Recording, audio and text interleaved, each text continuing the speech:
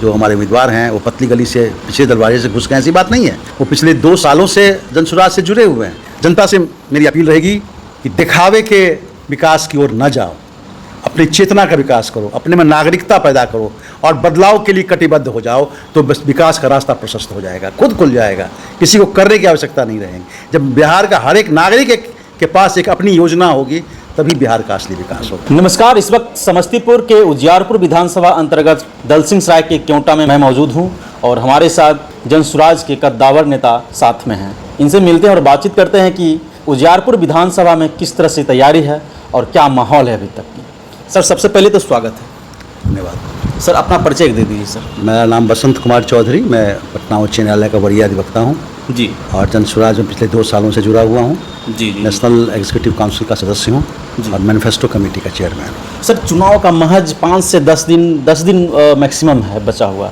कैसी तैयारी है, कैसी माहौल है? क्या उजियारपुर विधानसभा में स्थानीय बनाम बाहरी का भी कुछ लड़ाई है? सर, निश्चित रूप से उजियारपुर में ये बात पिछले कई महीनों से चल रही है कि उजियारपुर विधानसभा स्थानीय विधायक नहीं मिल पा रहा है, जिसके कारण इस इलाके की उपेक्षा हो रही है, लगातार उपेक्षा हो रही है। स्थानीय होना और बाहरी होकर काम करने में अंतर हो जाता है और ख़ास करके जो वर्तमान विधायक हैं उनके काम करने के तौर तरीका से और उन्होंने जो कुछ किया है उससे लगता है कि हमारा ये विधानसभा भी उपेक्षित रह गया है। बिल्कुल बिल्कुल। सर, अगर जनसुराज की बात किया जाए तो उजियारपुर विधानसभा में अभी तक की क्या तैयारी चल रही है आपकी नज़र में? सर,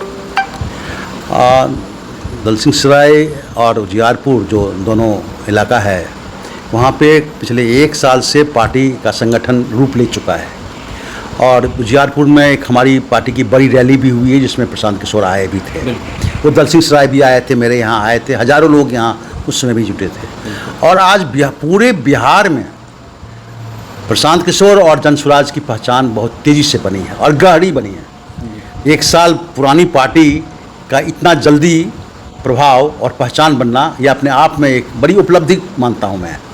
और केवल पहचान बनना ही नहीं बल्कि इस पार्टी ने बदलाव की ऐसी हवा बहाई है कि आज यहाँ का सत्ता पक्ष घबराया हुआ है और उस घबराहट का ही कारण है कि जल्दीबाजी में नीतीश कुमार पेंशन की राशि बढ़ा रहे हैं, 125 यूनिट बिजली मुफ्त में दे रहे हैं, आजीविका महिलाओं को 10,000 का लोन दे रहे हैं और आज भी मोदी जी बहुत कुछ वादा करके समस्तीपुर से गए हैं। ये उनकी घबराहट दिखला रही है। 1 साल की तथाकथित छोटी पार्टी से उनकी ये घबराहट है और केवल सत्ता पक्ष ही नहीं, सत्ता पक्ष का जो विपक्ष है वो भी उतना ही घबराया हुआ है।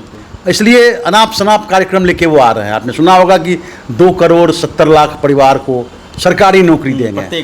तो ये घबराहट में बिना सोचे समझे कुछ बोलने का नतीजा है कि वो मुख्यमंत्री बनने वाले हैं और उनको इतनी सोच नहीं है कि 2 करोड़ 70 लाख नौकरियां तो केंद्र सरकार के पास भी नहीं है और बिहार के पास मात्र 20-21 लाख नौकरियां हैं जिसमें 5 लाख तो शिक्षक ही हैं।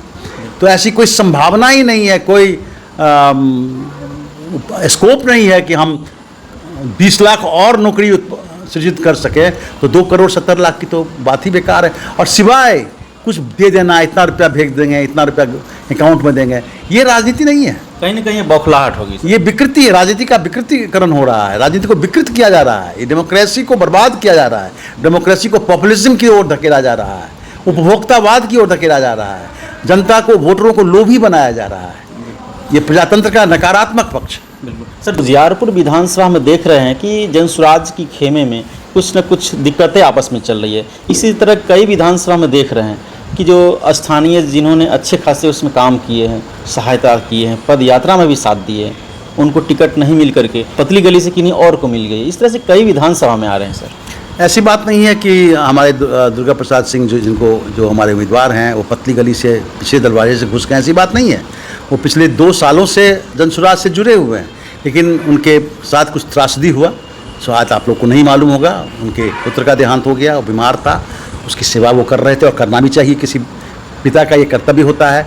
उनके दूसरे पुत्र के साथ भी कुछ त्रासदी हुआ, इन कारणों से वो ज़मीन पे काम नहीं कर सके। लेकिन दुर्गा बाबू की पहचान इस क्षेत्र में है, इसको नकारा नहीं जा सकता। कोई ये कहने की हिम्मत नहीं करेगा कि दुर्गा बाबू बाहर के आदमी हैं, दुर्गा बाबू स्थानीय हैं, पूर्व एमएलए भी रह चुके, पूर्व एमएलए हैं और उनकी एक पहचान है, एक साफ सुथरे छवि की पहचान है, सामाजिक समरसता की पहचान है, कि वो सभी वर्ग के लोगों से, सभी समुदाय के लोगों से, सभी जाति के लोगों से आमद रफ्त रखते हैं, मिलते जुलते हैं। उनका अपराध कोई आपराधिक छवि नहीं है, राजद से जुड़े हैं, वो उससे विधायक हुए थे, लेकिन उनका वैसा कोई व्यक्तिगत कोई वैसी छवि नहीं है। जन स्वराज के सूत्रधार प्रशांत किशोर जी जिस तरह से बता रहे थे कि मैं चुनाव लड़ूंगा तो राघोपुर से लड़ूंगा, जहां से तेजस्वी यादव लड़ेंगे, तो फिर ऐसा क्या हुआ कि वहां से नहीं लड़ रहे हैं सर? देखिए, हम तो सेंट्रल कमेटी में बैठते थे, मीटिंग करते थे। मैंने उनके इस वक्तव्य का वहीं पे विरोध किया था कि आप ऐसा वक्तव्य बिना हम लोगों से पूछे कैसे दे देते हैं, क्योंकि निश्चित रूप से हमारी पार्टी के एकमात्र प्रशांत किशोर ही ऐसे नेता हैं जिनकी पहचान पूरे बिहार में है। हमारी पहचान पटना हाई कोर्ट में हो सकती है, दलसिंहसराय में हो सकती है, पूरे बिहार में हमारे ऐसे नेताओं की पहचान नहीं है। तो हमारा एक नेता जिसका काम कैंपेन करना है स्टेट लेवल पे, वो एक विधानसभा में जाके फंस जाए और वहाँ एक सीट भी जीत के चला आए, तो इससे पार्टी को फ़ायदा नहीं होने वाला था। इसलिए पार्टी ने निर्णय लिया कि नहीं, आप, आखिर वो भी युवा हैं, जोश में कुछ बोलते हैं, हमारी उम्र के तो हैं नहीं वो, तो वो जोश में बोल गए थे, लेकिन पार्टी ने फैसला दिया कि नहीं, आपको नहीं खड़ा होना है। सर, जनसुराज का जो मैनिफेस्टो है उसमें से एक मैनिफेस्टो ये भी है कि पलायन रोकना। 15 साल से जिस तरह से लालू जी रहे राजद से और नीतीश जी भी रह रहे हैं 20 साल से, ये दोनों मिलकर के अभी तक पलायन नहीं रोके, ना ही वैसा रोजगार या बड़ा फैक्ट्री कंपनी जो होनी चाहिए नहीं हुई है। क्या लग रहा है, जनसुराज अगर बिहार में आएगी तो क्या सच में लाएगी? हम लोगों का ये बहुत गंभीर प्रोग्राम है। मैनिफेस्टो भी आप लोगों को एक सप्ताह में मिल जाएगा कि स्कूली शिक्षा और पलायन, इसको हम प्राथमिकता से देख रहे हैं, क्योंकि पलायन एक त्रासदी है। हमारा लड़का अपना परिवार छोड़ के बाहर चला जाता है और वहाँ बहुत विकट परिस्थितियों में रह के वो कुछ पैसा जमा करके घर भेजता है। तो इस त्रासदी को रोकना हमारी प्राथमिकता है, स्कूली शिक्षा को दुरुस्त करना हमारी प्राथमिकता है, प्रशासनिक सुधार लाना हमारी प्राथमिकता है, खेती को लाभप्रद बनाना हमारी प्राथमिकता है। इसके अलावा भी हमारे और अन्य कई प्रोग्राम हैं, अल्पकालिक और दीर्घकालिक प्रोग्राम। तो ये हमारा प्रोग्राम है और ये हम गंभीरता से करेंगे और हम उम्मीद करते हैं कि हम इसको बहुत बड़े पैमाने पर रोक पाएंगे। देखिए, हम सभी पलायन रोकने के पक्षधर नहीं हैं। अगर कोई बाहर जाके अच्छी कमाई करता है, 40,000 रुपये 50,000 रुपये कमाई करता है, तो ठीक है, उस पलायन को हम नहीं रोकेंगे। लेकिन कोई 10,000 कमाने के लिए, 12,000 कमाने के लिए बेंगलोर जाता है, तमिलनाडु जाता है, गुजरात जाता है, एक एक रूम में 10-10 लोग रहते हैं, किसी तरह से खाना खा के पेट काट के पैसा बचाता है, ये तो एक त्रासदी है ना, ट्रेजेडी है समाज की। इसको रोकने का हम प्रयास कर रहे हैं। हम उसको रोजगार की व्यवस्था करेंगे, हम बेघरों को घर देंगे। बहुत लोग इसलिए चले जाते हैं, घर नहीं है आने को, एक ही घर में 4-4 भाई रह रहे हैं, पिता भी रह रहा है, मजबूर होकर बाहर चले जाते हैं। अगर हम सब परिवार को एक एक घर दे सकें, सबको शिक्षा ट्रेंड करते, स्किल बना दें, तो वो बाहर भी जाएंगे तो ज़्यादा कमा पाएंगे ना। जैसे हम लोग नर्सेज ट्रेनिंग को बड़े पैमाने पर लेने जाए, इसको हम व्यवसायीकरण करने जा रहे हैं कि हम लोग विश्व स्तर के नर्स पैदा करेंगे बिहार में, ताकि वो 70,000 1 लाख की कमाई करेंगे विदेशों में जाके, तो अपने आप जो रेमिटेंस होगा उससे हमारी अर्थव्यवस्था सुधरेगी। उजियारपुर विधानसभा की जनता इधर उधर जो बटे हुए हैं, उनसे क्या अपील है? उजियारपुर का नवयुवक वर्ग जो करीब 35-40% वोटर है, वो बदलाव का मंत्र जाप कर रहा है। आप गांव में जाके देखिए, मैं कल सरायरंजन गया हुआ था, मोरवा गया हुआ था, वहाँ जितने नवयुवक थे, मजदूर नवयुवक, कोई बहुत शिक्षित नवयुवक नहीं, अर्ध शिक्षित, निम्न मध्यवर्गीय परिवार के बच्चे, मजदूर परिवार के बच्चे, वो जनसुराज की बात कर रहे थे, वो बदलाव की बात कर रहे थे।